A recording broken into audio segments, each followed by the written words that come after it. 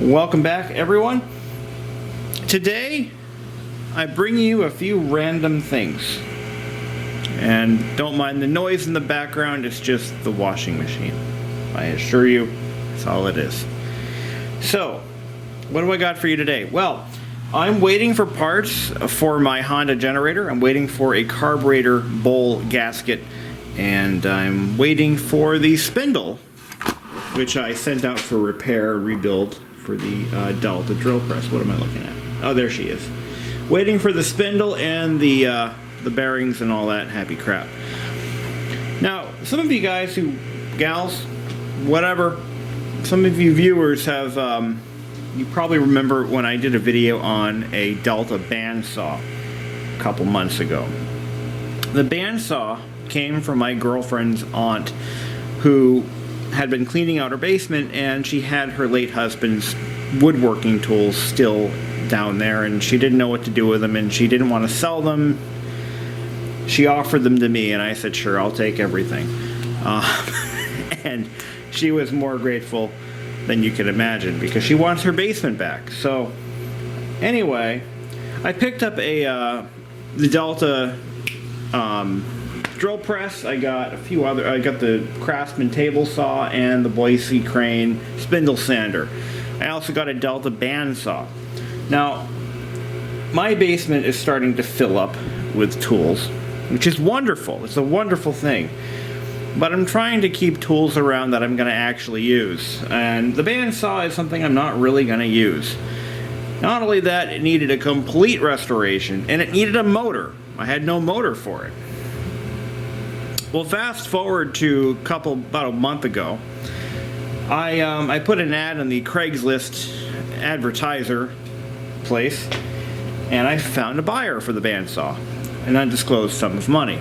And I said, it's for parts or repair. Do what you will. Give me my money. Have a nice day.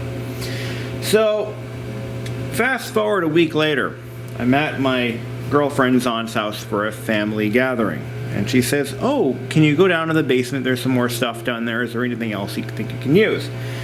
My girlfriend wants me to use the fireplace more often because she loves the ambiance of the glowing flames. So she had a bunch of wood down there that was from the days when she had a fireplace in that house, or we used it, and she's like, just take it. So I took the wood, and all's well that ends well. Guess what was under the wood pile, though? Yeah, this guy. This friggin' guy, huh? This beautiful Peerless electric motor, 1940s maybe, with, guess what? Delta switch box. And armored BX cable for a good time. It is all there. It is intact. And it doesn't run. It doesn't run at all. It buzzes. Listen. Okay, well that was unexpected. Ah, no shit. That was not staged. That was not supposed to happen. But it happened, and you saw it here on YouTube. What the frig? That was not supposed to happen. This was supposed to go because the cap here, this cap is bad, and I've tried running it countless times, and it wouldn't start.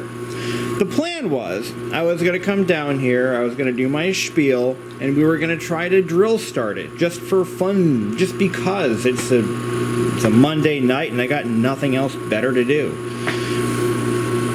But the freaking motor made me a liar. Anyway, so that happened. Are you kidding me? Let's try that again. So, in my troubleshooting, I had done some. I pulled the rear cover off, and I examined the centrifugal start switch. Now, like all of the motors, all of these good-sized motors, they have a centrifugal start switch. It activates an extra set of starting windings, and then it disengages when it kicks off, when it starts spinning. You can hear it more pronounced in this motor here, and even in my table saw.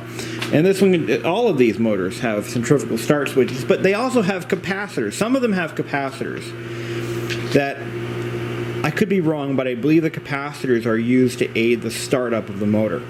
And when those capacitors go bad, as they always do, you're going to have a motor that just doesn't want to start, as we had with this one. Sometimes the centrifugal switches themselves go bad, or they get jammed up with dust. This actually happens frequently on my table saw, and when it starts to act up, I have to manipulate the centrifugal start switch while blowing air into the motor to free up all the sawdust.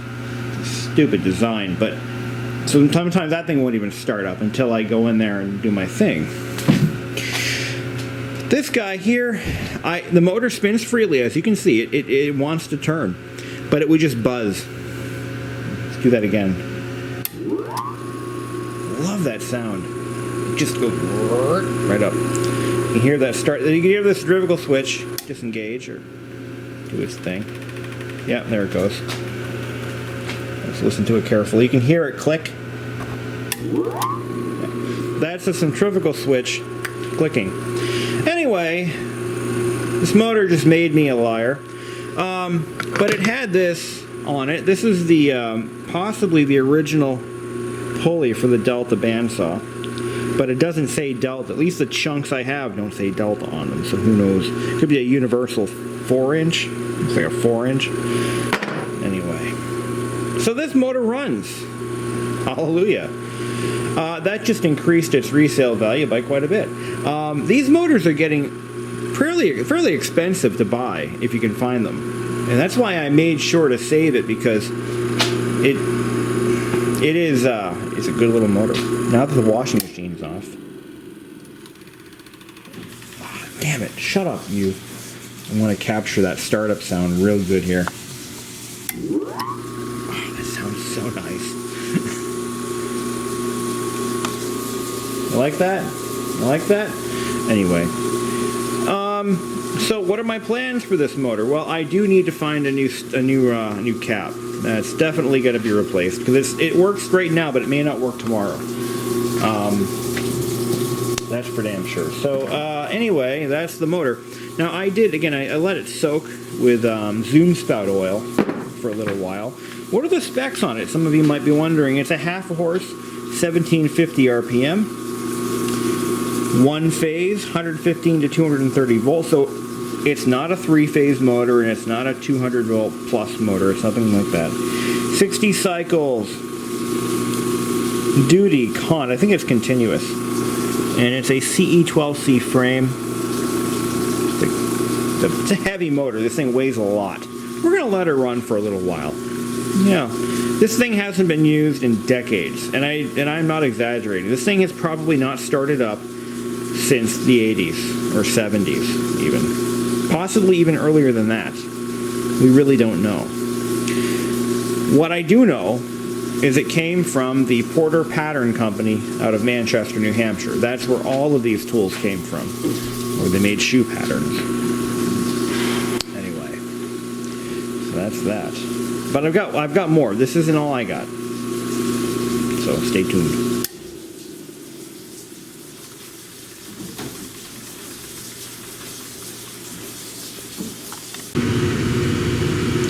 Now I thought about putting that motor into the spindle sander, but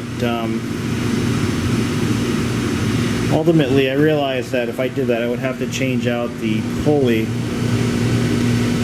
and yeah, it would actually fit a little bit better. And it might, and I've been thinking, like, is this motor the original motor for the spindle sander? Because that might actually be true.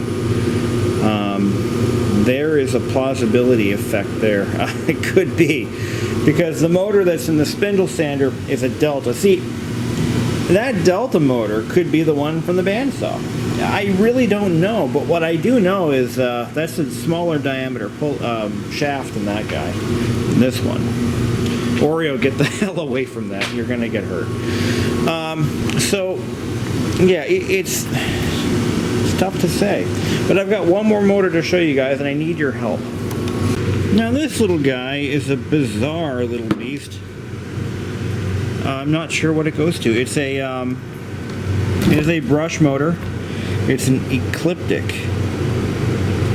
Yeah.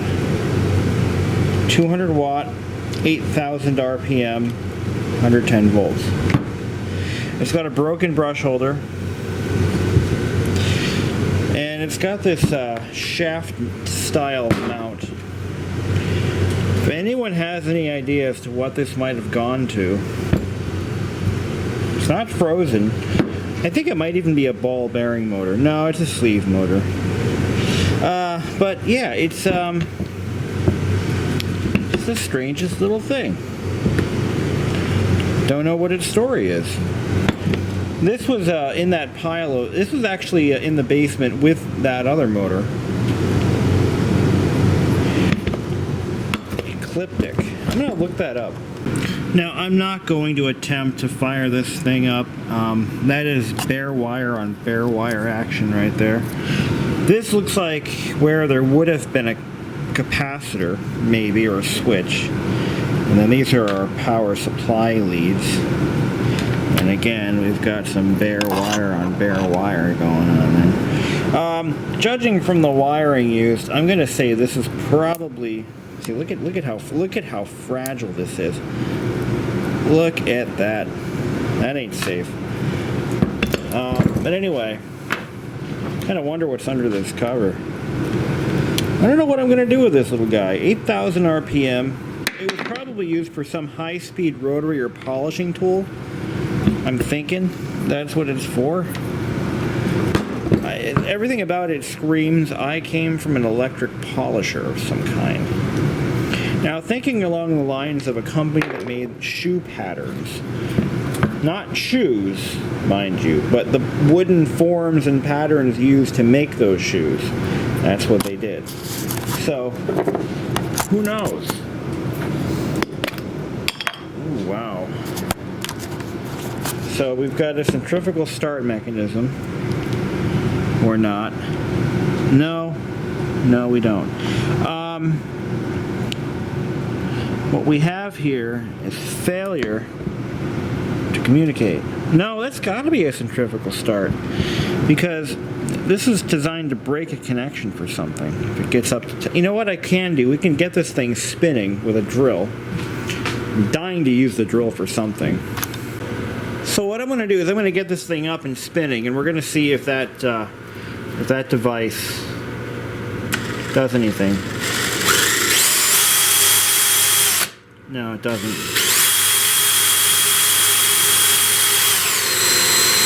We're probably generating electricity right now. I bet we are. You know, that's one way to tell. Well, no, that wouldn't really work with an AC motor because, well, if the field coils require boosting, they require, what do they call that? They require electricity, a small amount of electricity to get it started, to get the reaction started, and that's not going to happen here. Let's go the other way.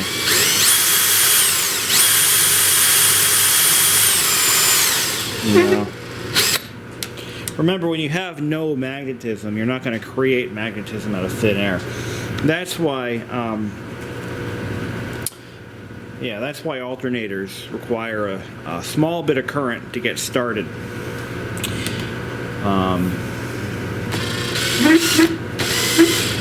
Bearings are no good, though. Listen to it. Sounds pretty sad. Needs lubrication.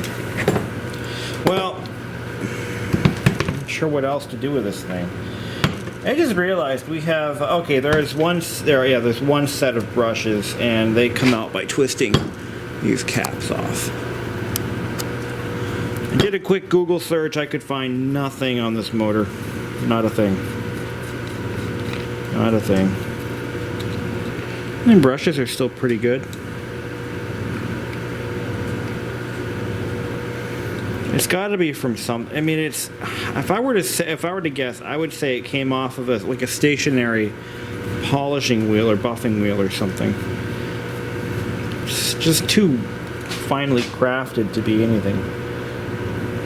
I don't know. what the hell is this? You know, why is that there? Questions I have and I want answers. And I want them now. But, yeah. Looks expensive. Ecliptic. 110 volts. 200 watts. Yeah. If anyone knows, if anyone's ever seen one like this, knows what it could be, let me know. And maybe we'll restore it someday. I don't know if I have any desire to restore this motor, but it's not even the right screw. It's like a screw salad. This whole thing. Like a screw salad. That's not nearly as kinky as it sounds. It is, guys, the Ecliptic whatever motor from whatever, made in whatever, 19 whatever. Thanks for watching.